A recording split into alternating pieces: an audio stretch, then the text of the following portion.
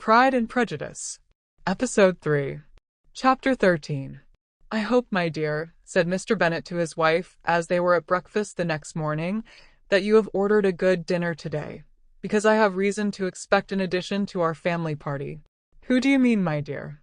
"I know of nobody that is coming, I am sure, unless Charlotte Lucas should happen to call in, and I hope my dinners are good enough for her. I do not believe she often sees such at home. The person of whom I speak is a gentleman and a stranger." Mrs. Bennet's eyes sparkled. "A gentleman and a stranger? It is Mr. Bingley, I am sure." "Why, you never dropped a word of this, you sly thing. Well, I am sure I shall be extremely glad to see Mr. Bingley. But, good Lord, how unlucky! There is not a bit of fish to be got today. Lydia, my love, ring the bell. I must speak to Hill this moment." "It is not Mr. Bingley," said her husband. "It is a person whom I never saw in the whole course of my life." This roused a general astonishment, and he had the pleasure of being eagerly questioned by his wife and 5 daughters at once. After amusing himself some time with their curiosity, he thus explained: "About a month ago I received this letter, and about a fortnight ago I answered it, for I thought it a case of some delicacy and requiring early attention. It is from my cousin Mr. Collins, who, when I am dead, may turn you all out of this house as soon as he pleases." "Oh, my dear," cried his wife, "I cannot bear to hear that mentioned. Pray do not talk of that odious man. I do think it is the hardest thing in the world that your estate should be entailed away from your own children, and I am sure, if I had been you, I should have tried long ago to do something or other about it." Jane and Elizabeth attempted to explain to her the nature of an entail. They had often attempted it before, but it was a subject on which Mrs. Bennet was beyond the reach of reason, and she continued to rail bitterly against the cruelty of settling an estate away from a family of 5 daughters, in favor of a man whom nobody cared anything about. "It certainly is a most iniquitous affair," said Mr. Bennet, "and nothing can clear Mr. Collins from the guilt of inheriting Longbourn. But if you will listen to his letter, you may perhaps be a little softened by his manner of expressing himself." "No, that I am sure I shall not, and I think it was very impertinent of him to write to you at all, and very hypocritical. I hate such false friends. Why could not he keep on quarrelling with you, as his father did before him? Why, indeed, he does seem to have had some filial scruples on that head, as you will hear." "Hunsford, near Westerham, Kent. October 15th. The disagreement subsisting between yourself and my late honoured father always gave me much uneasiness, and since I have had the misfortune to lose him, I have frequently wished to heal the breach, but for some time I was kept back by my own doubts, fearing lest it might seem disrespectful to his memory for me to be on good terms with anyone with whom it had always pleased him to be at variance. There, Mrs. Bennet. My mind, however, is now made up on the subject, for having received ordination at Easter, I have been so fortunate as to be distinguished by the patronage of the Right Honourable Lady Catherine de Bourgh, widow of Sir Louis de Bourgh, whose bounty and beneficence has preferred me to the valuable rectory of this parish, where it shall be my earnest endeavour to demean myself with grateful respect towards her ladyship, and be ever ready to perform those rites and ceremonies which are instituted by the Church of England.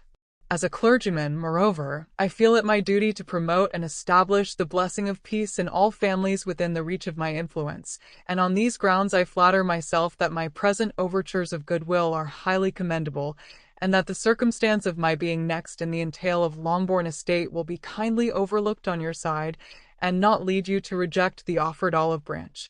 I cannot be otherwise than concerned at being the means of injuring your amiable daughters, and beg leave to apologize for it, as well as to assure you of my readiness to make them every possible amends. But of this hereafter.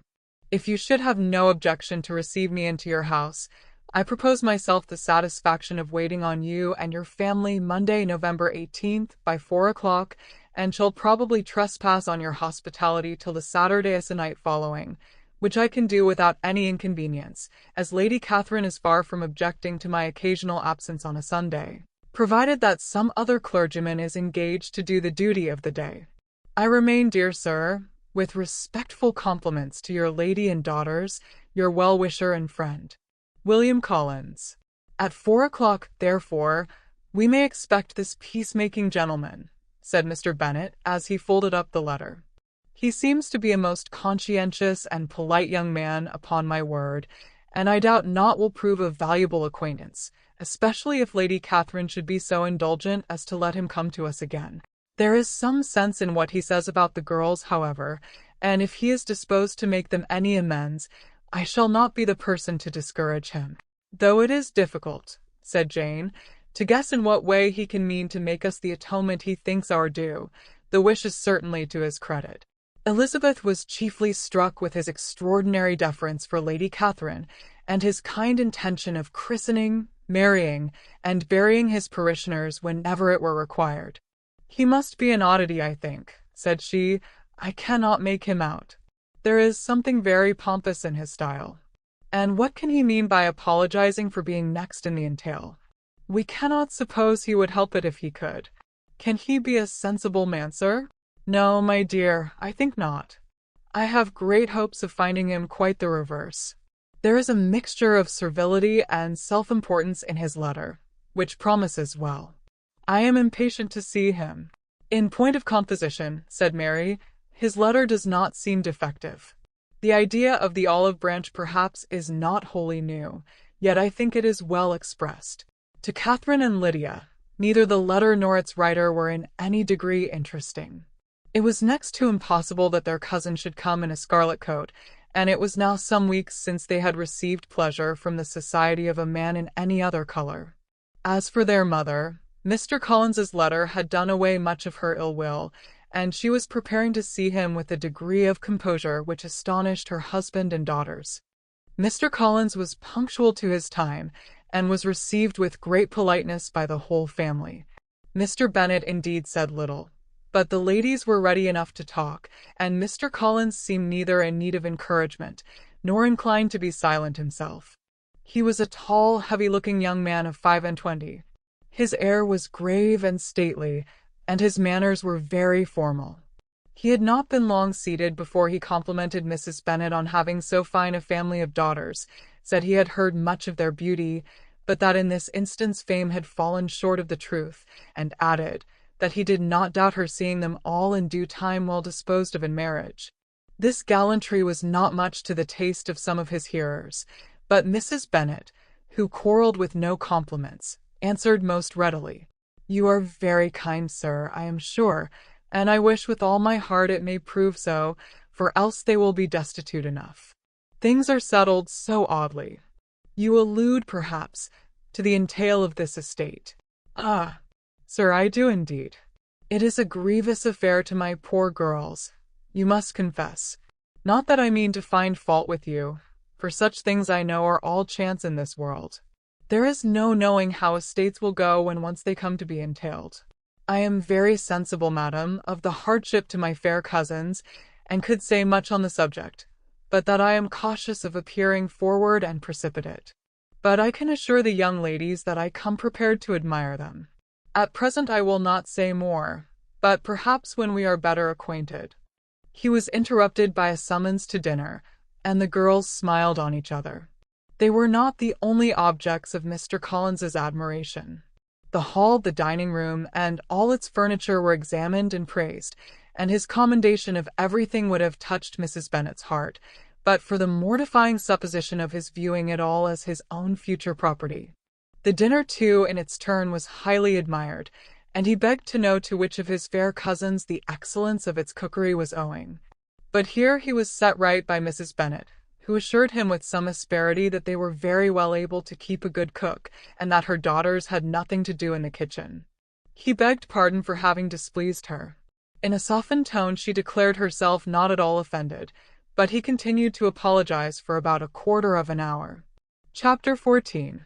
During dinner Mr. Bennet scarcely spoke at all, but when the servants were withdrawn, he thought it time to have some conversation with his guest, and therefore started a subject in which he expected him to shine, by observing that he seemed very fortunate in his patroness. Lady Catherine de Bourgh's attention to his wishes, and consideration for his comfort, appeared very remarkable. Mr. Bennet could not have chosen better. Mr. Collins was eloquent in her praise. The subject elevated him to more than usual solemnity of manner, and with a most important aspect he protested that he had never in his life witnessed such behavior in a person of rank, such affability and condescension, as he had himself experienced from Lady Catherine. She had been graciously pleased to approve of both the discourses which he had already had the honour of preaching before her. She had also asked him twice to dine at Rosings, and had sent for him only the Saturday before, to make up her pool of quadrille in the evening. Lady Catherine was reckoned proud by many people he knew, but he had never seen anything but affability in her. She had always spoken to him as she would to any other gentleman. She made not the smallest objection to his joining in the society of the neighbourhood, nor to his leaving his parish occasionally for a week or two, to visit his relations. She had even condescended to advise him to marry as soon as he could, provided he chose with discretion, and had once paid him a visit in his humble parsonage, where she had perfectly approved all the alterations he had been making, and had even vouchsafed to suggest some herself, some shelves in the closets upstairs. "That is all very proper and civil, I am sure," said Mrs. Bennet, "and I dare say she is a very agreeable woman. It is a pity that great ladies in general are not more like her. Does she live near you, sir? The garden in which stands my humble abode is separated only by a lane from Rosings Park, her ladyship's residence." "I think you said she was a widow, sir? Has she any family?" "She has one only daughter, the heiress of Rosings, and a very extensive property." "Ah," cried Mrs. Bennet, shaking her head, "then she is better off than many girls. And what sort of young lady is she? Is she handsome?" "She is a most charming young lady indeed. Lady Catherine herself says that, in point of true beauty, Miss de Bourgh is far superior to the handsomest of her sex, because there is that in her features which marks the young woman of distinguished birth. She is unfortunately of a sickly constitution, which has prevented her making that progress in many accomplishments which she could not otherwise have failed of, as I am informed by the lady who superintended her education, and who still resides with them. But she is perfectly amiable, and often condescends to drive by my humble abode in her little phaeton and ponies." "Has she been presented?" "I do not remember her name among the ladies at court. Her indifferent state of health unhappily prevents her being in town, and by that means, as I told Lady Catherine myself one day, has deprived the British court of its brightest ornament. Her ladyship seemed pleased with the idea, and you may imagine that I am happy on every occasion to offer those little delicate compliments which are always acceptable to ladies. I have more than once observed to Lady Catherine that her charming daughter seemed born to be a duchess, and that the most elevated rank, instead of giving her consequence, would be adorned by her. These are the kind of little things which please her ladyship, and it is a sort of attention which I conceive myself peculiarly bound to pay." "You judge very properly," said Mr. Bennet, "and it is happy for you that you possess the talent of flattering with delicacy. May I ask whether these pleasing attentions proceed from the impulse of the moment, or are the result of previous study?" "They arise chiefly from what is passing at the time, and though I sometimes amuse myself with suggesting and arranging such little elegant compliments as may be adapted to ordinary occasions, I always wish to give them as unstudied an air as possible." Mr. Bennet's expectations were fully answered. His cousin was as absurd as he had hoped, and he listened to him with the keenest enjoyment, maintaining at the same time the most resolute composure of countenance, and, except in an occasional glance at Elizabeth, requiring no partner in his pleasure.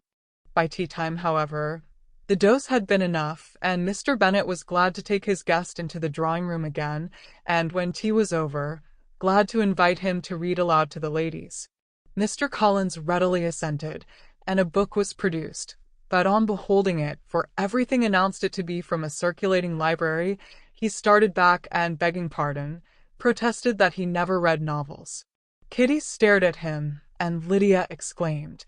Other books were produced, and after some deliberation he chose Fordyce's Sermons. Lydia gaped as he opened the volume, and before he had, with very monotonous solemnity, read 3 pages, she interrupted him with, "Do you know, Mamma, that my Uncle Phillips talks of turning away Richard, and if he does, Colonel Forster will hire him. My aunt told me so herself on Saturday." I shall walk to Meryton tomorrow to hear more about it, and to ask when Mr. Denny comes back from town." Lydia was bid by her two eldest sisters to hold her tongue, but Mr. Collins, much offended, laid aside his book and said, "I have often observed how little young ladies are interested by books of a serious stamp, though written solely for their benefit. It amazes me, I confess, for certainly there can be nothing so advantageous to them as instruction. But I will no longer importune my young cousin." Then, turning to Mr. Bennet, he offered himself as his antagonist at backgammon. Mr. Bennet accepted the challenge, observing that he acted very wisely in leaving the girls to their own trifling amusements. Mrs. Bennet and her daughters apologized most civilly for Lydia's interruption, and promised that it should not occur again, if he would resume his book. But Mr. Collins, after assuring them that he bore his young cousin no ill will, and should never resent her behavior as any affront, seated himself at another table with Mr. Bennet, and prepared for backgammon. Chapter 15. Mr. Collins was not a sensible man, and the deficiency of nature had been but little assisted by education or society, the greatest part of his life having been spent under the guidance of an illiterate and miserly father, and though he belonged to one of the universities, he had merely kept the necessary terms, without forming at it any useful acquaintance. The subjection in which his father had brought him up had given him originally great humility of manner, but it was now a good deal counteracted by the self-conceit of a weak head, living in retirement, and the consequential feelings of early and unexpected prosperity. A fortunate chance had recommended him to Lady Catherine de Bourgh when the living of Hunsford was vacant, and the respect which he felt for her high rank, and his veneration for her as his patroness, mingling with a very good opinion of himself, of his authority as a clergyman, and his rights as a rector, made him altogether a mixture of pride and obsequiousness, self-importance and humility. Having now a good house and very sufficient income, he intended to marry, and in seeking a reconciliation with the Longbourn family, he had a wife in view, as he meant to choose one of the daughters, if he found them as handsome and amiable as they were represented by common report. This was his plan of amends, of atonement, for inheriting their father's estate, and he thought it an excellent one, full of eligibility and suitableness, and excessively generous and disinterested on his own part. His plan did not vary on seeing them. Miss Bennet's lovely face confirmed his views, and established all his strictest notions of what was due to seniority, and for the first evening she was his settled choice. The next morning, however, made an alteration, for in a quarter of an hour's tete-a-tete with Mrs. Bennet before breakfast, a conversation beginning with his parsonage house, and leading naturally to the avowal of his hopes, that a mistress for it might be found at Longbourn, produced from her, amid very complaisant smiles and general encouragement, a caution against the very Jane he had fixed on.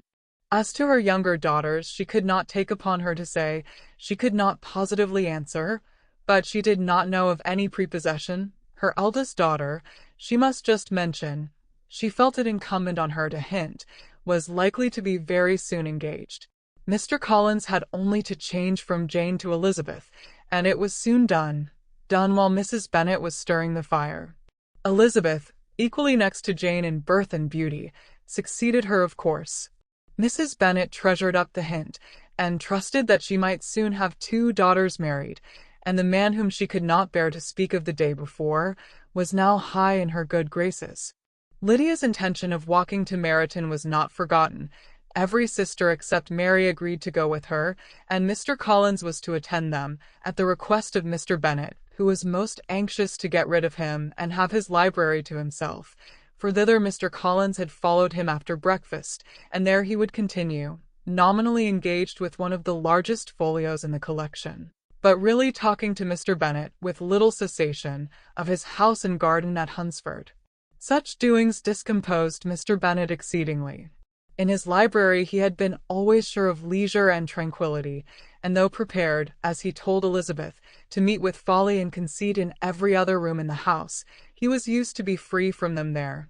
His civility, therefore, was most prompt in inviting Mr. Collins to join his daughters in their walk, and Mr. Collins, being in fact much better fitted for a walker than a reader, was extremely well pleased to close his large book and go. In pompous nothings on his side, and civil assents on that of his cousins, their time passed till they entered Meryton. The attention of the younger ones was then no longer to be gained by him. Their eyes were immediately wandering up in the street in quest of the officers, and nothing less than a very smart bonnet indeed, or a really new muslin in a shop window, could recall them. But the attention of every lady was soon caught by a young man, whom they had never seen before, of most gentlemanlike appearance, walking with an officer on the other side of the way. The officer was the very Mr. Denny, concerning whose return from London Lydia came to inquire, and he bowed as they passed. All were struck with the stranger's air, all wondered who he could be, and Kitty and Lydia, determined if possible to find out, led the way across the street, under pretence of wanting something in an opposite shop, and fortunately had just gained the pavement when the two gentlemen, turning back, had reached the same spot. Mr. Denny addressed them directly, and entreated permission to introduce his friend Mr. Wickham, who had returned with him the day before from town, and he was happy to say had accepted a commission in their corps. This was exactly as it should be, for the young man wanted only regimentals to make him completely charming. His appearance was greatly in his favor. He had all the best part of beauty, a fine countenance, a good figure, and very pleasing address. The introduction was followed up on his side by a happy readiness of conversation, a readiness at the same time perfectly correct and unassuming, and the whole party were still standing and talking together very agreeably, when the sound of horses drew their notice, and Darcy and Bingley were seen riding down the street. On distinguishing the ladies of the group, the two gentlemen came directly towards them, and began the usual civilities. Bingley was the principal spokesman, and Miss Bennet the principal object. He was then, he said, on his way to Longbourn on purpose to inquire after her. Mr. Darcy corroborated it with a bow, and was beginning to determine not to fix his eyes on Elizabeth, when they were suddenly arrested by the sight of the stranger, and Elizabeth, happening to see the countenance of both as they looked at each other, was all astonishment at the effect of the meeting. Both changed colour. One looked white, the other red. Mr. Wickham, after a few moments, touched his hat, a salutation which Mr. Darcy just deigned to return. What could be the meaning of it? It was impossible to imagine. It was impossible not to long to know. In another minute Mr. Bingley, but without seeming to have noticed what passed, took leave and rode on with his friend. Mr. Denny and Mr. Wickham walked with the young ladies to the door of Mr. Phillips's house, and then made their bows, in spite of Miss Lydia's pressing entreaties that they would come in, and even in spite of Mrs. Phillips throwing up the parlour window and loudly seconding the invitation.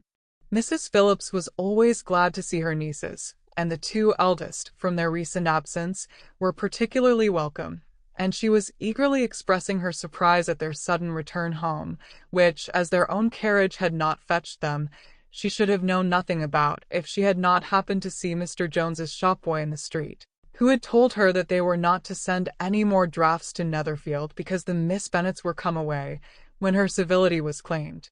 Towards Mr. Collins, by Jane's introduction of him, she received him with her very best politeness, which he returned with as much more, apologizing for his intrusion, without any previous acquaintance with her, which he could not help flattering himself, however, might be justified by his relationship to the young ladies who introduced him to her notice.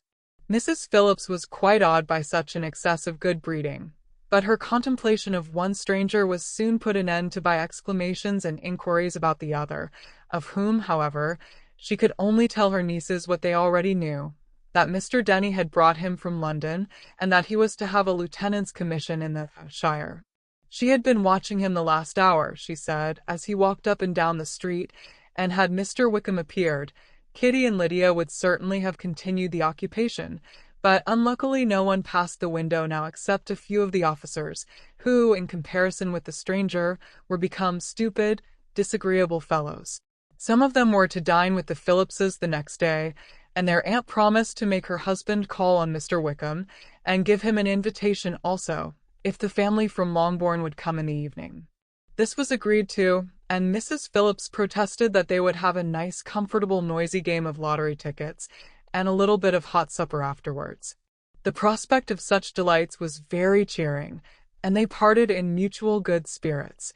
Mr. Collins repeated his apologies in quitting the room, and was assured with unwearying civility that they were perfectly needless. As they walked home, Elizabeth related to Jane what she had seen pass between the two gentlemen, but though Jane would have defended either or both, had they appeared to be wrong, she could no more explain such behavior than her sister. Mr. Collins, on his return, highly gratified Mrs. Bennet by admiring Mrs. Phillips's manners and politeness.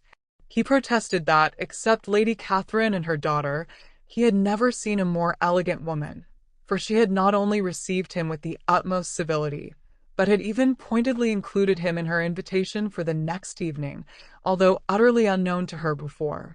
Something, he supposed, might be attributed to his connection with them, but yet he had never met with so much attention in the whole course of his life. Chapter 16. As no objection was made to the young people's engagement with their aunt, and all Mr. Collins's scruples of leaving Mr. and Mrs. Bennet for a single evening during his visit were most steadily resisted, the coach conveyed him and his 5 cousins at a suitable hour to Meryton, and the girls had the pleasure of hearing, as they entered the drawing-room, that Mr. Wickham had accepted their uncle's invitation, and was then in the house. When this information was given, and they had all taken their seats, Mr. Collins was at leisure to look around him and admire, and he was so much struck with the size and furniture of the apartment, that he declared he might almost have supposed himself in the small summer breakfast parlour at Rosings, a comparison that did not at first convey much gratification, but when Mrs. Phillips understood from him what Rosings was, and who was its proprietor, when she had listened to the description of only one of Lady Catherine's drawing-rooms and found that the chimney-piece alone had cost £800, she felt all the force of the compliment, and would hardly have resented a comparison with the housekeeper's room. In describing to her all the grandeur of Lady Catherine and her mansion, with occasional digressions in praise of his own humble abode, and the improvements it was receiving, he was happily employed until the gentlemen joined them, and he found in Mrs. Phillips a very attentive listener, whose opinion of his consequence increased with what she heard, and who was resolving to retail it all among her neighbours as soon as she could. To the girls, who could not listen to their cousin, and who had nothing to do but to wish for an instrument, and examine their own indifferent imitations of china on the mantelpiece, the interval of waiting appeared very long. It was over at last, however. The gentlemen did approach, and when Mr. Wickham walked into the room, Elizabeth felt that she had neither been seeing him before, nor thinking of him since, with the smallest degree of unreasonable admiration.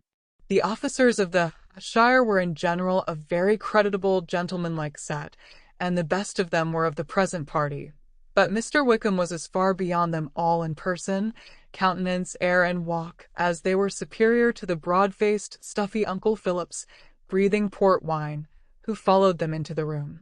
Mr. Wickham was the happy man towards whom almost every female eye was turned, and Elizabeth was the happy woman by whom he finally seated himself, and the agreeable manner in which he immediately fell into conversation, though it was only on its being a wet night, and on the probability of a rainy season, made her feel that the commonest, dullest, most threadbare topic might be rendered interesting by the skill of the speaker. With such rivals for the notice of the fair as Mr. Wickham and the officers, Mr. Collins seemed likely to sink into insignificance. To the young ladies he certainly was nothing, but he had still at intervals a kind listener in Mrs. Phillips, and was, by her watchfulness, most abundantly supplied with coffee and muffin. When the card tables were placed, he had an opportunity of obliging her in return, by sitting down to whist. "I know little of the game at present," said he, "but I shall be glad to improve myself, for in my situation of life." Mrs. Phillips was very thankful for his compliance, but could not wait for his reason. Mr. Wickham did not play at whist, and with ready delight was he received at the other table between Elizabeth and Lydia.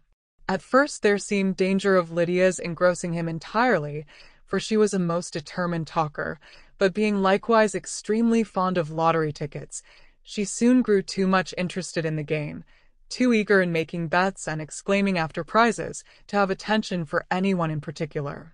Allowing for the common demands of the game, Mr. Wickham was therefore at leisure to talk to Elizabeth, and she was very willing to hear him, though what she chiefly wished to hear she could not hope to be told, the history of his acquaintance with Mr. Darcy. She dared not even mention that gentleman. Her curiosity, however, was unexpectedly relieved. Mr. Wickham began the subject himself. He inquired how far Netherfield was from Meryton, and after receiving her answer, asked in an hesitating manner how long Mr. Darcy had been staying there. "About a month," said Elizabeth, and then, unwilling to let the subject drop, added, "He is a man of very large property in Derbyshire, I understand." "Yes," replied Wickham. "His estate there is a noble one. A clear 10,000 per annum. You could not have met with a person more capable of giving you certain information on that head than myself, for I have been connected with his family in a particular manner from my infancy." Elizabeth could not but look surprised. "You may well be surprised, Miss Bennet, at such an assertion, after seeing, as you probably might, the very cold manner of our meeting yesterday. Are you much acquainted with Mr. Darcy?" "As much as I ever wished to be," cried Elizabeth warmly. "I have spent 4 days in the same house with him, and I think him very disagreeable." "I have no right to give my opinion," said Wickham, "as to his being agreeable or otherwise. I am not qualified to form one. I have known him too long and too well to be a fair judge. It is impossible for me to be impartial. But I believe your opinion of him would in general astonish, and perhaps you would not express it quite so strongly anywhere else. Here you are in your own family. Upon my word, I say no more here than I might say in any house in the neighbourhood, except Netherfield. He is not at all liked in Hertfordshire. Everybody is disgusted with his pride. You will not find him more favourably spoken of by anyone." "I cannot pretend to be sorry," said Wickham, after a short interruption, "that he or that any man should not be estimated beyond their deserts, but with him I believe it does not often happen. The world is blinded by his fortune and consequence, or frightened by his high and imposing manners, and sees him only as he chooses to be seen. I should take him, even on my slight acquaintance, to be an ill-tempered man." Wickham only shook his head. "I wonder," said he, at the next opportunity of speaking, "whether he is likely to be in this country much longer. I do not at all know, but I heard nothing of his going away when I was at Netherfield. I hope your plans in favour of the shire will not be affected by his being in the neighbourhood." "Oh, no, it is not for me to be driven away by Mr. Darcy. If he wishes to avoid seeing me, he must go. We are not on friendly terms, and it always gives me pain to meet him. But I have no reason for avoiding him but what I might proclaim to all the world, a sense of very great ill-usage, and most painful regrets at his being what he is. His father, Miss Bennet, the late Mr. Darcy, was one of the best men that ever breathed, and the truest friend I ever had, and I can never be in company with this Mr. Darcy without being grieved to the soul by 1,000 tender recollections. His behaviour to myself has been scandalous, but I verily believe I could forgive him anything and everything, rather than his disappointing the hopes and disgracing the memory of his father." Elizabeth found the interest of the subject increase, and listened with all her heart, but the delicacy of it prevented farther inquiry. Mr. Wickham began to speak on more general topics, Meryton, the neighbourhood, the society, appearing highly pleased with all that he had yet seen, and speaking of the latter especially with gentle but very intelligible gallantry. "It was the prospect of constant society and good society," he added, "which was my chief inducement to enter the shire. I knew it to be a most respectable, agreeable corps, and my friend Denny tempted me farther by his account of their present quarters, and the very great attentions and excellent acquaintance Meryton had procured them. Society, I own, is necessary to me. I have been a disappointed man, and my spirits will not bear solitude. I must have employment and society. A military life is not what I was intended for, but circumstances have now made it eligible. The church ought to have been my profession. I was brought up for the church, and I should at this time have been in possession of a most valuable living, had it pleased the gentleman we were speaking of just now. Indeed, yes, the late Mr. Darcy bequeathed me the next presentation of the best living in his gift. He was my godfather, and excessively attached to me. I cannot do justice to his kindness. He meant to provide for me amply, and thought he had done it, but when the living fell it was given elsewhere. Good heavens, cried Elizabeth, but how could that be? How could his will be disregarded?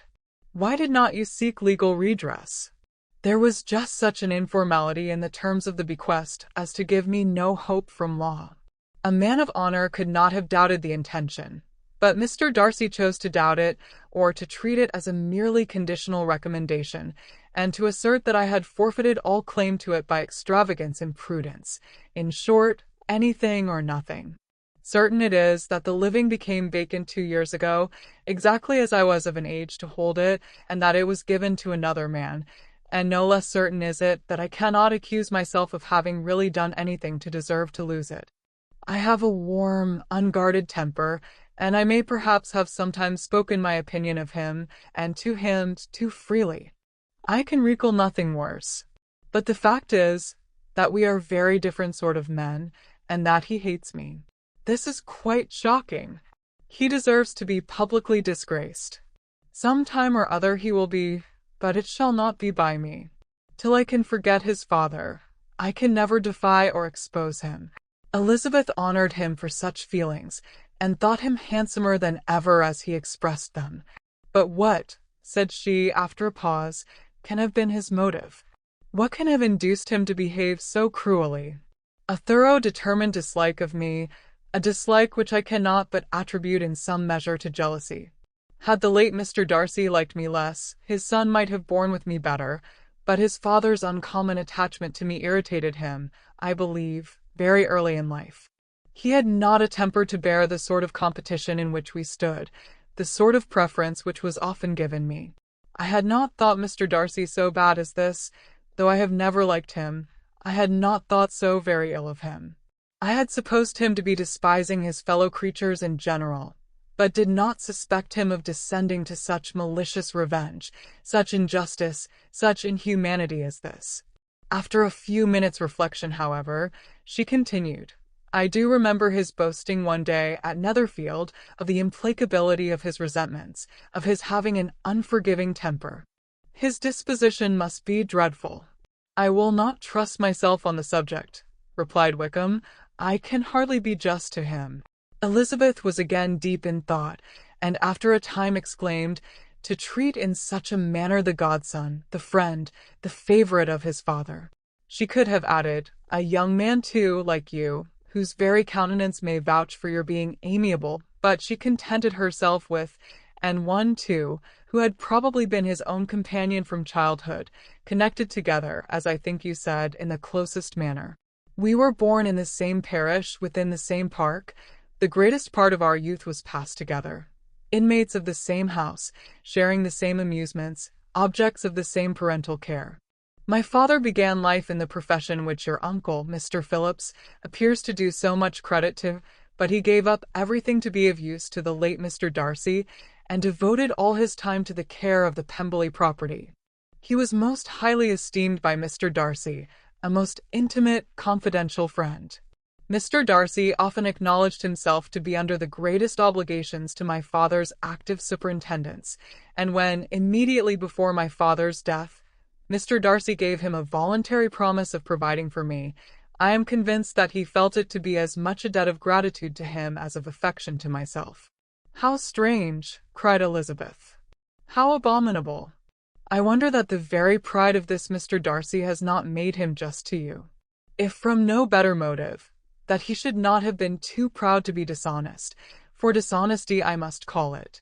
It is wonderful, replied Wickham, for almost all his actions may be traced to pride, and pride has often been his best friend. It has connected him nearer with virtue than any other feeling. But we are none of us consistent, and in his behavior to me there were stronger impulses even than pride. Can such abominable pride as his have ever done him good? Yes. It has often led him to be liberal and generous, to give his money freely, to display hospitality, to assist his tenants and relieve the poor. Family pride and filial pride, for he is very proud of what his father was, have done this. Not to appear to disgrace his family, to degenerate from the popular qualities, or lose the influence of the Pemberley house, is a powerful motive. He has also brotherly pride, which, with some brotherly affection, makes him a very kind and careful guardian of his sister, and you will hear him generally cried up as the most attentive and best of brothers. What sort of a girl is Miss Darcy? He shook his head. I wish I could call her amiable. It gives me pain to speak ill of a Darcy, but she is too much like her brother, very, very proud. As a child, she was affectionate and pleasing, and extremely fond of me, and I have devoted hours and hours to her amusement. But she is nothing to me now. She is a handsome girl, about 15 or 16, and I understand, highly accomplished. Since her father's death, her home has been London, where a lady lives with her and superintends her education. After many pauses and many trials of other subjects, Elizabeth could not help reverting once more to the first, and saying, I am astonished at his intimacy with Mr. Bingley. How can Mr. Bingley, who seems good humour itself, and is, I really believe, truly amiable, be in friendship with such a man? How can they suit each other? Do you know Mr. Bingley? Not at all. He is a sweet-tempered, amiable, charming man. He cannot know what Mr. Darcy is. Probably not. But Mr. Darcy can please where he chooses. He does not want abilities. He can be a conversable companion if he thinks it worth his while. Among those who are at all his equals in consequence, he is a very different man from what he is to the less prosperous. His pride never deserts him, but with the rich he is liberal-minded, just, sincere, rational, honourable, and perhaps agreeable, allowing something for fortune and figure. The whist party soon afterwards breaking up, the players gathered round the other table, and Mr. Collins took his station between his cousin Elizabeth and Mrs. Phillips. The usual inquiries as to his success were made by the latter. It had not been very great, he had lost every point, but when Mrs. Phillips began to express her concern thereupon, he assured her with much earnest gravity that it was not of the least importance, that he considered the money as a mere trifle, and begged she would not make herself uneasy. I know very well, madam, said he, that when persons sit down to a card-table they must take their chance of these things, and happily I am not in such circumstances as to make 5 shillings any object. There are undoubtedly many who could not say the same, but thanks to Lady Catherine de Bourgh, I am removed far beyond the necessity of regarding little matters. Mr. Wickham's attention was caught, and after observing Mr. Collins for a few moments, he asked Elizabeth in a low voice whether her relation were very intimately acquainted with the family of de Bourgh. Lady Catherine de Bourgh, she replied, has very lately given him a living. I hardly know how Mr. Collins was first introduced to her notice, but he certainly has not known her long. You know, of course, that Lady Catherine de Bourgh and Lady and Darcy were sisters, consequently that she is aunt to the present Mr. Darcy. No, indeed, I did not. I knew nothing at all of Lady Catherine's connections. I never heard of her existence till the day before yesterday. Her daughter, Miss de Bourgh, will have a very large fortune, and it is believed that she and her cousin will unite the 2 estates. This information made Elizabeth smile, as she thought of poor Miss Bingley. Vain indeed must be all her attentions, vain and useless her affection for his sister, and her praise of himself, if he were already self-destined to another. Mr. Collins, said she, speaks highly both of Lady Catherine and her daughter, but from some particulars that he has related of her ladyship, I suspect his gratitude misleads him, and that in spite of her being his patroness, she is an arrogant, conceited woman. I believe her to be both in a great degree, replied Wickham. I have not seen her for many years, but I very well remember that I never liked her, and that her manners were dictatorial and insolent. She has the reputation of being remarkably sensible and clever, but I rather believe she derives part of her abilities from her rank and fortune, part from her authoritative manner, and the rest from the pride of her nephew, who chooses that everyone connected with him should have an understanding of the first class.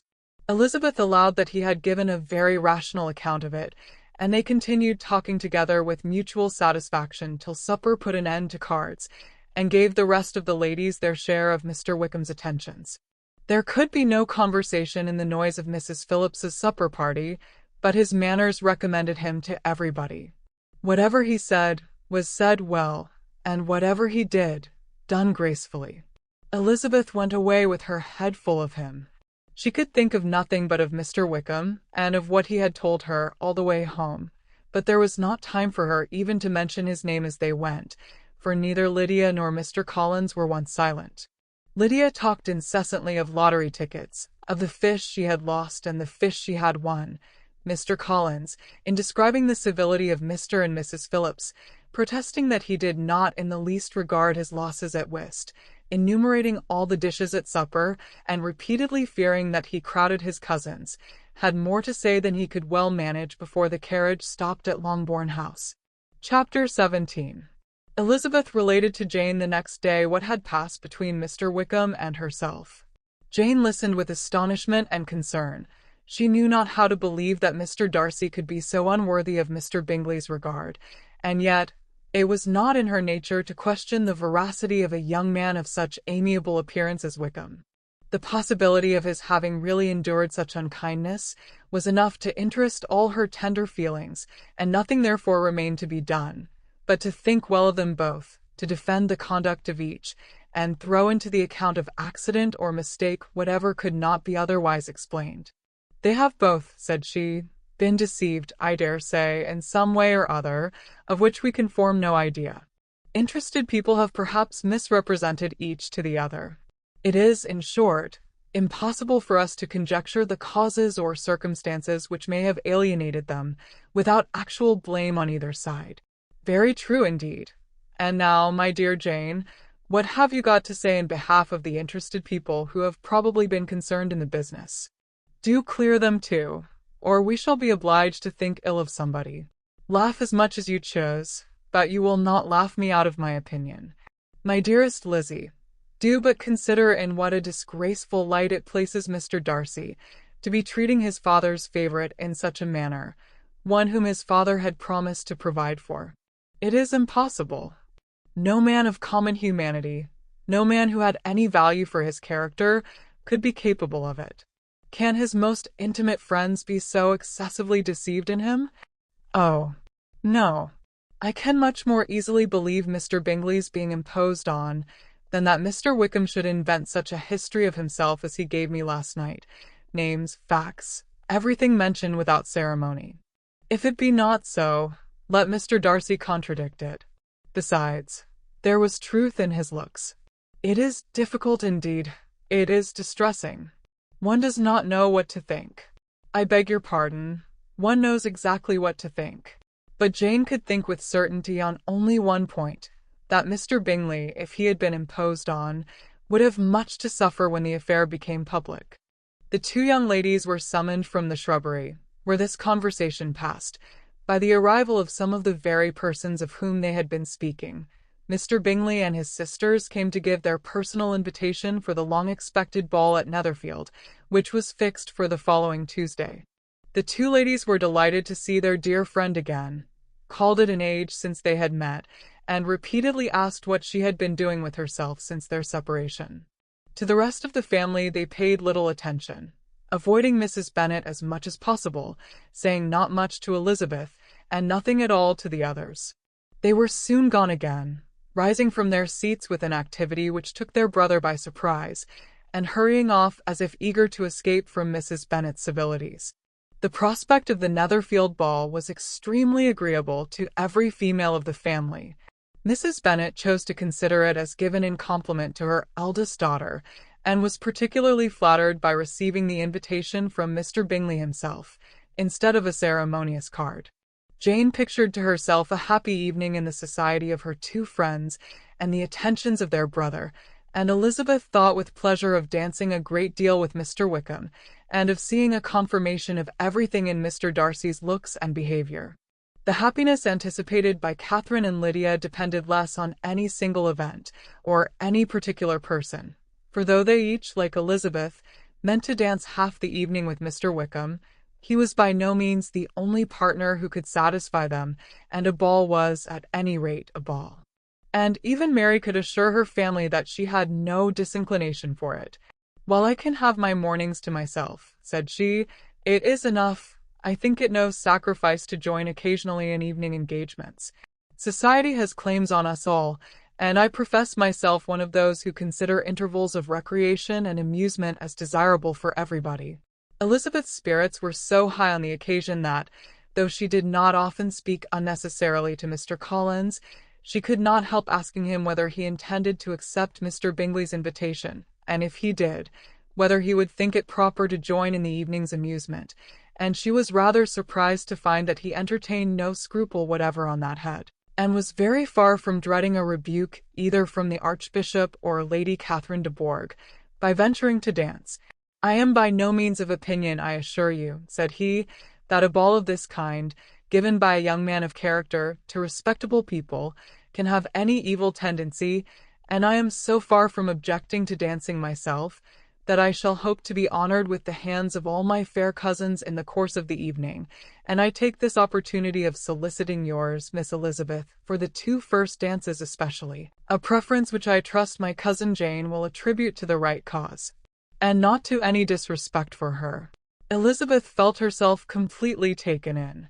She had fully proposed being engaged by Wickham for those very dances, and to have Mr. Collins instead. Her liveliness had been never worse timed. There was no help for it, however. Mr. Wickham's happiness and her own was perforce delayed a little longer, and Mr. Collins's proposal accepted with as good a grace as she could. She was not the better pleased with his gallantry from the idea it suggested of something more. It now first struck her that she was selected from among her sisters as worthy of being the mistress of Hunsford Parsonage, and of assisting to form a quadrille table at Rosings, in the absence of more eligible visitors. The idea soon reached to conviction, as she observed his increasing civilities toward herself, and heard his frequent attempt at a compliment on her wit and vivacity, and though more astonished than gratified herself by this effect of her charms, it was not long before her mother gave her to understand that the probability of their marriage was exceedingly agreeable to her. Elizabeth, however, did not choose to take the hint, being well aware that a serious dispute must be the consequence of any reply. Mr. Collins might never make the offer, and till he did, it was useless to quarrel about him. If there had not been a Netherfield ball to prepare for and talk of, the younger Miss Bennets would have been in a pitiable state at this time, for from the day of the invitation to the day of the ball, there was such a succession of rain as prevented their walking to Meryton once. No aunt, no officers, no news could be sought after. The very shoe roses for Netherfield were got by proxy. Even Elizabeth might have found some trial of her patience in weather which totally suspended the improvement of her acquaintance with Mr. Wickham, and nothing less than a dance on Tuesday could have made such a Friday, Saturday, Sunday, and Monday endurable to Kitty and Lydia. Chapter 18. Till Elizabeth entered the drawing-room at Netherfield, and looked in vain for Mr. Wickham among the cluster of red coats there assembled, a doubt of his being present had never occurred to her. The certainty of meeting him had not been checked by any of those recollections that might not unreasonably have alarmed her. She had dressed with more than usual care, and prepared in the highest spirits for the conquest of all that remained unsubdued of his heart, trusting that it was not more than might be won in the course of the evening. But in an instant arose the dreadful suspicion of his being purposely omitted for Mr. Darcy's pleasure in the Bingleys' invitation to the officers, and though this was not exactly the case, the absolute fact of his absence was pronounced by his friend Mr. Denny, to whom Lydia eagerly applied, and who told them that Wickham had been obliged to go to town on business the day before, and was not yet returned, adding, with a significant smile, "I do not imagine his business would have called him away just now, if he had not wished to avoid a certain gentleman here." This part of his intelligence, though unheard by Lydia, was caught by Elizabeth, and as it assured her that Darcy was not less answerable for Wickham's absence than if her first surmise had been just, every feeling of displeasure against the former was so sharpened by immediate disappointment, that she could hardly reply with tolerable civility to the polite inquiries which he directly afterwards approached to make. Attention, forbearance, patience with Darcy, was injury to Wickham. She was resolved against any sort of conversation with him, and turned away with a degree of ill humour which she could not wholly surmount even in speaking to Mr. Bingley, whose blind partiality provoked her. But Elizabeth was not formed for ill humour, and though every prospect of her own was destroyed for the evening, It could not dwell long on her spirits, and having told all her griefs to Charlotte Lucas, whom she had not seen for a week, she was soon able to make a voluntary transition to the oddities of her cousin, and to point him out to her particular notice. The two first dances, however, brought a return of distress. They were dances of mortification. Mr. Collins, awkward and solemn, apologizing instead of attending, and often moving wrong without being aware of it, gave her all the shame and misery which a disagreeable partner for a couple of dances can give. The moment of her release from him was ecstasy. She danced next with an officer, and had the refreshment of talking of Wickham, and of hearing that he was universally liked. When those dances were over, she returned to Charlotte Lucas, and was in conversation with her, when she found herself suddenly addressed by Mr. Darcy, who took her so much by surprise in his application for her hand, that, without knowing what she did, she accepted him. He walked away again immediately, and she was left to fret over her own want of presence of mind. Charlotte tried to console her. "I dare say you will find him very agreeable." "Heaven forbid! That would be the greatest misfortune of all. To find a man agreeable whom one is determined to hate. Do not wish me such an evil." When the dancing recommenced, however, and Darcy approached to claim her hand, Charlotte could not help cautioning her in a whisper not to be a simpleton, and allow her fancy for Wickham to make her appear unpleasant in the eyes of a man of 10 times his consequence. Elizabeth made no answer, and took her place in the set, amazed at the dignity to which she was arrived in being allowed to stand opposite to Mr. Darcy, and reading in her neighbours' looks their equal amazement in beholding it. They stood for some time without speaking a word, and she began to imagine that their silence was to last through the 2 dances, and at first was resolved not to break it, till suddenly, fancying that it would be the greater punishment to her partner to oblige him to talk, she made some slight observation on the dance. He replied, and was again silent. After a pause of some minutes, she addressed him a second time with, "It is your turn to say something now, Mr. Darcy. I talked about the dance, and you ought to make some kind of remark on the size of the room, or the number of couples." He smiled, and assured her that whatever she wished him to say should be said. "Very well. That reply will do for the present. Perhaps by and by I may observe that private balls are much pleasanter than public ones. But now we may be silent. You talk by rule, then, while you are dancing?" "Sometimes. One must speak a little, you know. It would look odd to be entirely silent for half an hour together, and yet for the advantage of some, conversation ought to be so arranged, as that they may have the trouble of saying as little as possible. Are you consulting your own feelings in the present case, or do you imagine that you are gratifying mine?" "Both," replied Elizabeth archly, "for I have always seen a great similarity in the turn of our minds. We are each of an unsocial, taciturn disposition, unwilling to speak, unless we expect to say something that will amaze the whole room, and be handed down to posterity with all the eclat of a proverb." "This is no very striking resemblance of your own character, I am sure," said he. "How near it may be to mine, I cannot pretend to say. You think it a faithful portrait, undoubtedly. I must not decide on my own performance." He made no answer, and they were again silent till they had gone down the dance, when he asked her if she and her sisters did not very often walk to Meryton. She answered in the affirmative, and, unable to resist the temptation, added, "When you met us there the other day, we had just been forming a new acquaintance." The effect was immediate. A deeper shade of hauteur overspread his features, but he said not a word, and Elizabeth, though blaming herself for her own weakness, could not go on. At length Darcy spoke, and in a constrained manner said, "Mr. Wickham is blessed with such happy manners as may ensure his making friends. Whether he may be equally capable of retaining them is less certain." "He has been so unlucky as to lose your friendship," replied Elizabeth with emphasis, "and in a manner which he is likely to suffer from all his life." Darcy made no answer, and seemed desirous of changing the subject. At that moment Sir William Lucas appeared close to them, meaning to pass through the set to the other side of the room, but on perceiving Mr. Darcy he stopped with a bow of superior courtesy to compliment him on his dancing and his partner. "I have been most highly gratified indeed, my dear sir. Such very superior dancing is not often seen. It is evident that you belong to the first circles. Allow me to say, however, that your fair partner does not disgrace you, and that I must hope to have this pleasure often repeated, especially when a certain desirable event, my dear Miss Eliza, glancing at her sister in Bingley, shall take place. What congratulations will then flow in? I appeal to Mr. Darcy, but let me not interrupt you, sir. You will not thank me for detaining you from the bewitching converse of that young lady, whose bright eyes are also upbraiding me. The latter part of this address was scarcely heard by Darcy, but Sir William's allusion to his friend seemed to strike him forcibly, and his eyes were directed with a very serious expression towards Bingley and Jane, who were dancing together. Recovering himself, however, shortly, he turned to his partner and said, "Sir William's interruption has made me forget what we were talking of. I do not think we were speaking at all." Sir William could not have interrupted any two people in the room who had less to say for themselves.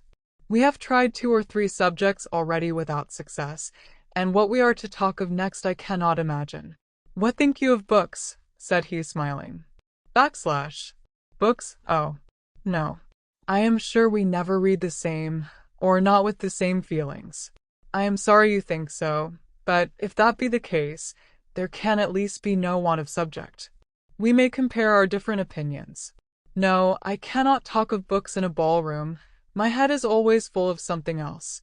The present always occupies you in such scenes, does it? Said he, with a look of doubt. Yes, always, she replied, without knowing what she said, for her thoughts had wandered far from the subject, as soon afterwards appeared by her suddenly exclaiming, "I remember hearing you once say, Mr. Darcy, that you hardly ever forgave, that your resentment once created was unappeasable. You are very cautious, I suppose, as to its being created." "I am," said he, with a firm voice. "And never allow yourself to be blinded by prejudice?" "I hope not. It is particularly incumbent on those who never change their opinion, to be secure of judging properly at first. May I ask to what these questions tend?" "Merely to the illustration of your character," said she, endeavoring to shake off her gravity. "I am trying to make it out." "And what is your success?" She shook her head. "I do not get on at all. I hear such different accounts of you as puzzle me exceedingly." "I can readily believe," answered he gravely, "that report may vary greatly with respect to me, and I could wish, Miss Bennet, that you were not to sketch my character at the present moment, as there is reason to fear that the performance would reflect no credit on either. But if I do not take your likeness now, I may never have another opportunity." "I would by no means suspend any pleasure of yours," he coldly replied. She said no more, and they went down the other dance and parted in silence, on each side dissatisfied, though not to an equal degree, for in Darcy's breast there was a tolerable powerful feeling towards her, which soon procured her pardon, and directed all his anger against another. They had not long separated when Miss Bingley came towards her, and with an expression of civil disdain thus accosted her: "So, Miss Eliza, I hear you are quite delighted with George Wickham. Your sister has been talking to me about him, and asking me 1,000 questions, and I find that the young man forgot to tell you, among his other communications, that he was the son of old Wickham, the late Mr. Darcy's steward. Let me recommend you, however, as a friend, not to give implicit confidence to all his assertions, for as to Mr. Darcy's using him ill, it is perfectly false, for, on the contrary, he has been always remarkably kind to him, though George Wickham has treated Mr. Darcy in a most infamous manner. I do not know the particulars, but I know very well that Mr. Darcy is not in the least to blame, that he cannot bear to hear George Wickham mentioned, and that though my brother thought he could not well avoid including him in his invitation to the officers, he was excessively glad to find that he had taken himself out of the way. His coming into the country at all is a most insolent thing indeed, and I wonder how he could presume to do it. I pity you, Miss Eliza, for this discovery of your favourite's guilt, but really considering his descent, one could not expect much better." "His guilt and his descent appear by your account to be the same," said Elizabeth angrily, "for I have heard you accuse him of nothing worse than of being the son of Mr. Darcy's steward, and of that, I can assure you, he informed me himself." "I beg your pardon," replied Miss Bingley, turning away with a sneer. "Excuse my interference. It was kindly meant. Insolent girl, said Elizabeth to herself. You are much mistaken if you expect to influence me by such a paltry attack as this. I see nothing in it but your own willful ignorance and the malice of Mr. Darcy. She then sought her eldest sister, who had undertaken to make inquiries on the same subject of Bingley. Jane met her with a smile of such sweet complacency, a glow of such happy expression, as sufficiently marked how well she was satisfied with the occurrences of the evening. Elizabeth instantly read her feelings, and at that moment solicitude for Wickham, resentment against his enemies, and everything else, gave way before the hope of Jane's being in the fairest way for happiness. I want to know, said she, with a countenance no less smiling than her sister's, what you have learned about Mr. Wickham. But perhaps you have been too pleasantly engaged to think of any third person, in which case you may be sure of my pardon. No, replied Jane, I have not forgotten him, but I have nothing satisfactory to tell you. Mr. Bingley does not know the whole of his history, and is quite ignorant of the circumstances which have principally offended Mr. Darcy, but he will vouch for the good conduct, the probity and honour of his friend, and is perfectly convinced that Mr. Wickham has deserved much less attention from Mr. Darcy than he has received, and I am sorry to say that by his account as well as his sister's, Mr. Wickham is by no means a respectable young man. I am afraid he has been very imprudent, and has deserved to lose Mr. Darcy's regard. Mr. Bingley does not know Mr. Wickham himself? No, he never saw him till the other morning at Meryton. This account, then, is what he has received from Mr. Darcy. I am perfectly satisfied. But what does he say of the living? He does not exactly recollect the circumstances, though he has heard them from Mr. Darcy more than once, but he believes that it was left to him conditionally only. I have not a doubt of Mr. Bingley's sincerity, said Elizabeth warmly, but you must excuse my not being convinced by assurances only. Mr. Bingley's defence of his friend was a very able one, I dare say, but since he is unacquainted with several parts of the story, and has learnt the rest from that friend himself, I shall venture still to think of both gentlemen as I did before. She then changed the discourse to one more gratifying to each, and on which there could be no difference of sentiment. Elizabeth listened with delight to the happy, though modest hopes which Jane entertained of Bingley's regard, and said all in her power to heighten her confidence in it. On their being joined by Mr. Bingley himself, Elizabeth withdrew to Miss Lucas, to whose inquiry after the pleasantness of her last partner she had scarcely replied before Mr. Collins came up to them, and told her with great exultation that he had just been so fortunate as to make a most important discovery. I have found out, said he, by a singular accident, that there is now in the room a near relation of my patroness. I happened to overhear the gentleman himself mentioning to the young lady who does the honours of this house the names of his cousin Miss de Bourgh, and of her mother Lady Catherine. How wonderfully these sort of things occur! Who would have thought of my meeting with, perhaps, a nephew of Lady Catherine de Bourgh in this assembly? I am most thankful that the discovery is made in time for me to pay my respects to him, which I am now going to do, and trust he will excuse my not having done it before. My total ignorance of the connection must plead my apology. You are not going to introduce yourself to Mr. Darcy. Indeed I am. I shall entreat his pardon for not having done it earlier. I believe him to be Lady Catherine's nephew. It will be in my power to assure him that her ladyship was quite well yesterday se'night. Elizabeth tried hard to dissuade him from such a scheme, assuring him that Mr. Darcy would consider his addressing him without introduction as an impertinent freedom, rather than a compliment to his aunt, that it was not in the least necessary there should be any notice on either side, and that if it were, it must belong to Mr. Darcy, the superior in consequence, to begin the acquaintance. Mr. Collins listened to her with the determined air of following his own inclination, and, when she ceased speaking, replied thus: My dear Miss Elizabeth, I have the highest opinion in the world of your excellent judgment in all matters within the scope of your understanding. But permit me to say that there must be a wide difference between the established forms of ceremony amongst the laity and those which regulate the clergy, for, give me leave to observe that I consider the clerical office as equal in point of dignity with the highest rank in the kingdom, provided that a proper humility of behaviour is at the same time maintained. You must, therefore, allow me to follow the dictates of my conscience on this occasion, which leads me to perform what I look on as a point of duty. Pardon me for neglecting to profit by your advice, which on every other subject shall be my constant guide, though in the case before us I consider myself more fitted by education and habitual study to decide on what is right than a young lady like yourself. And with a low bow he left her to attack Mr. Darcy, whose reception of his advances she eagerly watched, and whose astonishment at being so addressed was very evident. Her cousin prefaced his speech with a solemn bow, and though she could not hear a word of it, she felt as if hearing it all, and saw in the motion of his lips the words apology, Hunsford, and Lady Catherine de Bourgh. It vexed her to see him expose himself to such a man. Mr. Darcy was eyeing him with unrestrained wonder, and when at last Mr. Collins allowed him time to speak, replied with an air of distant civility. Mr. Collins, however, was not discouraged from speaking again, and Mr. Darcy's contempt seemed abundantly increasing with the length of his second speech, and at the end of it he only made him a slight bow and moved another way.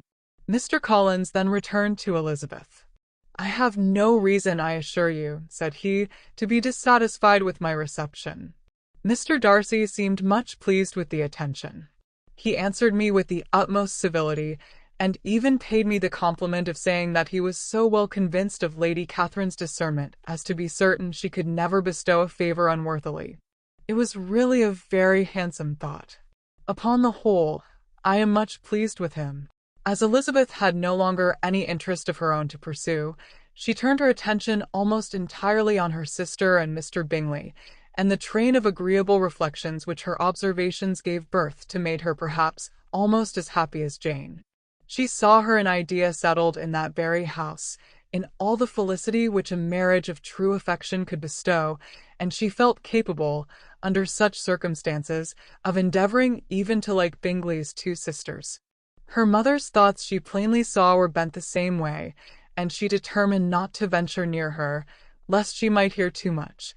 When they sat down to supper, therefore, she considered it a most unlucky perverseness which placed them within one of each other, and deeply was she vexed to find that her mother was talking to that one person, Lady Lucas, freely, openly, and of nothing else but of her expectation that Jane would be soon married to Mr. Bingley. It was an animating subject, and Mrs. Bennet seemed incapable of fatigue while enumerating the advantages of the match. His being such a charming young man, and so rich, and living but 3 miles from them, were the first points of self-gratulation, and then it was such a comfort to think how fond the two sisters were of Jane, and to be certain that they must desire the connection as much as she could do. It was, moreover, such a promising thing for her younger daughters, as Jane's marrying so greatly must throw them in the way of other rich men, and lastly, it was so pleasant at her time of life to be able to consign her single daughters to the care of their sister, that she might not be obliged to go into company more than she liked. It was necessary to make this circumstance a matter of pleasure, because on such occasions it is the etiquette, but no one was less likely than Mrs. Bennet to find comfort in staying at home at any period of her life. She concluded with many good wishes that Lady Lucas might soon be equally fortunate, though evidently and triumphantly believing there was no chance of it. In vain did Elizabeth endeavour to check the rapidity of her mother's words, or persuade her to describe her felicity in a less audible whisper, for, to her inexpressible vexation, she could perceive that the chief of it was overheard by Mr. Darcy, who sat opposite to them. Her mother only scolded her for being nonsensical. "What is Mr. Darcy to me, pray, that I should be afraid of him? I am sure we owe him no such particular civility as to be obliged to say nothing he may not like to hear. For heaven's sake, madam, speak lower. What advantage can it be to you to offend Mr. Darcy? You will never recommend yourself to his friend by so doing." Nothing that she could say, however, had any influence. Her mother would talk of her views in the same intelligible tone. Elizabeth blushed and blushed again with shame and vexation. She could not help frequently glancing her eye at Mr. Darcy, though every glance convinced her of what she dreaded, for though he was not always looking at her mother, she was convinced that his attention was invariably fixed by her. The expression of his face changed gradually from indignant contempt to a composed and steady gravity. At length, however, Mrs. Bennet had no more to say, and Lady Lucas, who had been long yawning at the repetition of delights which she saw no likelihood of sharing, was left to the comforts of cold ham and chicken. Elizabeth now began to revive. But not long was the interval of tranquillity, for when supper was over, singing was talked of, and she had the mortification of seeing Mary, after very little entreaty, preparing to oblige the company. By many significant looks and silent entreaties did she endeavour to prevent such a proof of complaisance, but in vain. Mary would not understand them. Such an opportunity of exhibiting was delightful to her, and she began her song. Elizabeth's eyes were fixed on her with most painful sensations, and she watched her progress through the several stanzas with an impatience which was very ill rewarded at their close, for Mary, on receiving, amongst the thanks of the table, the hint of a hope that she might be prevailed on to favour them again, after the pause of half a minute began another.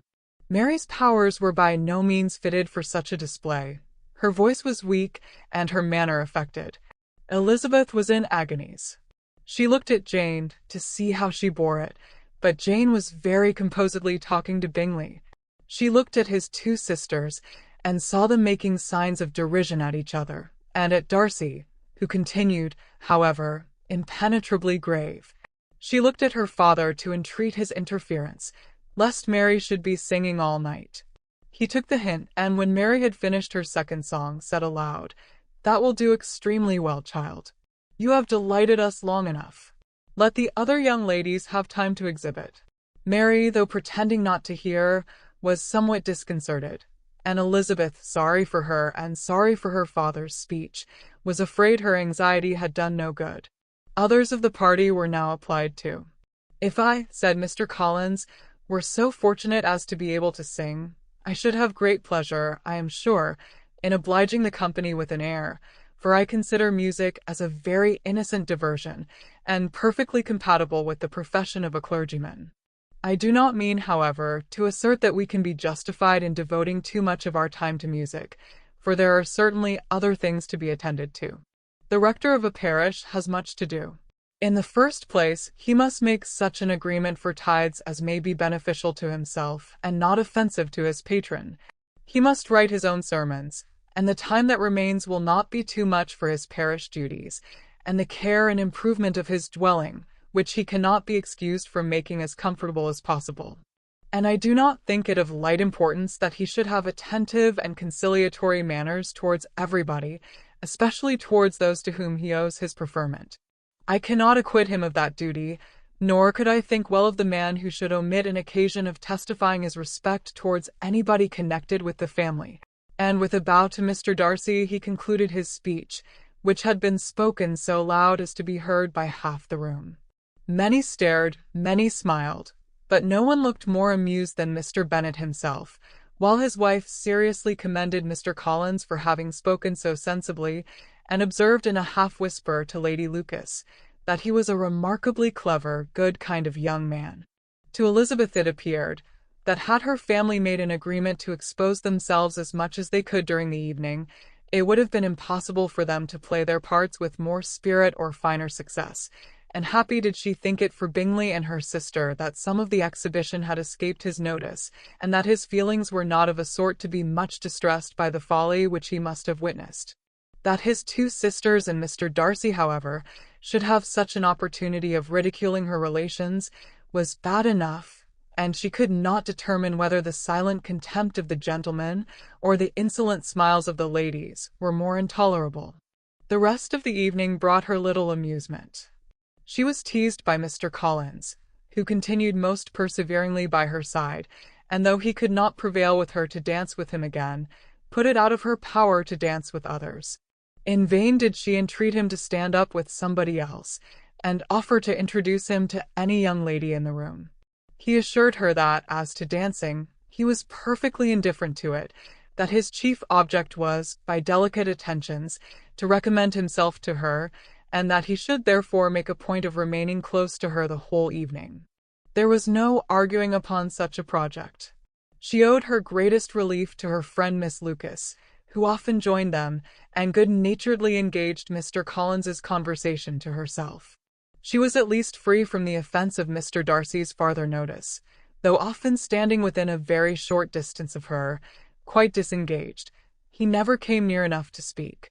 She felt it to be the probable consequence of her allusions to Mr. Wickham, and rejoiced in it. The Longbourn party were the last of all the company to depart, and by a maneuver of Mrs. Bennet, had to wait for their carriages a quarter of an hour after everybody else was gone, which gave them time to see how heartily they were wished away by some of the family. Mrs. Hurst and her sisters scarcely opened their mouths, except to complain of fatigue, and were evidently impatient to have the house to themselves. They repulsed every attempt of Mrs. Bennet at conversation, and by so doing threw a languor over the whole party, which was very little relieved by the long speeches of Mr. Collins, who was complimenting Mr. Bingley and his sisters on the elegance of their entertainment, and the hospitality and politeness which had marked their behaviour to their guests. Darcy said nothing at all. Mr. Bennet, in equal silence, was enjoying the scene. Mr. Bingley and Jane were standing together, a little detached from the rest, and talked only to each other.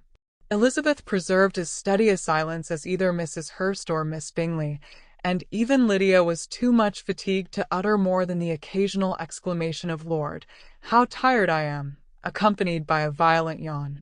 When at length they arose to take leave, Mrs. Bennet was most pressingly civil in her hope of seeing the whole family soon at Longbourn, and addressed herself particularly to Mr. Bingley, to assure him how happy he would make them by eating a family dinner with them at any time, without the ceremony of a formal invitation. Bingley was all grateful pleasure, and he readily engaged for taking the earliest opportunity of waiting on her after his return from London, whither he was obliged to go the next day for a short time. Mrs. Bennet was perfectly satisfied, and quitted the house under the delightful persuasion that, allowing for the necessary preparations of settlements, new carriages, and wedding clothes, she should undoubtedly see her daughter settled at Netherfield in the course of 3 or 4 months. Of having another daughter married to Mr. Collins, she thought with equal certainty, and with considerable, though not equal, pleasure. Elizabeth was the least dear to her of all her children, and though the man and the match were quite good enough for her, the worth of each was eclipsed by Mr. Bingley and Netherfield. The Bennet household is bursting with chaos and proposals. From Mr. Collins' pompous arrival to the mysterious appearance of Mr. Wickham, tensions are rising, and the Netherfield ball has only added more sparks to the fire. Will Mr. Darcy's stiff pride continue to clash with Elizabeth's sharp wit, or will secrets from the past change everything she thought she knew? The story is deepening, and the stakes are growing. Subscribe now and hit the bell icon so you don't miss the next chapters of this timeless classic, Pride and Prejudice. New revelations, deeper intrigue. The next episode is not to be missed.